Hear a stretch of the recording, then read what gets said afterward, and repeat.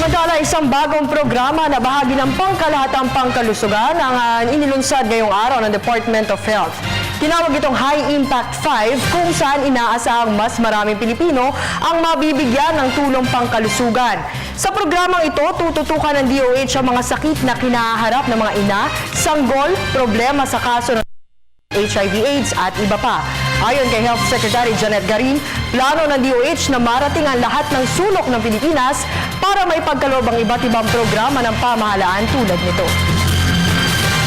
Sa mga rehiyon at komunidad na inyong kinabibilangan, ay sinisiguro na inyong kagawaran sa pangunguna ng ating kalihim na magiging matagumpay at mararanasan ng ating mga kababayan ang mithiin ng programang ito na makapagbigay ng tamang impormasyon at serbisyong pangkalusugan at mahikayat ang lahat na sabay-sabay makiisa para sa mas igatatag ng programang ito.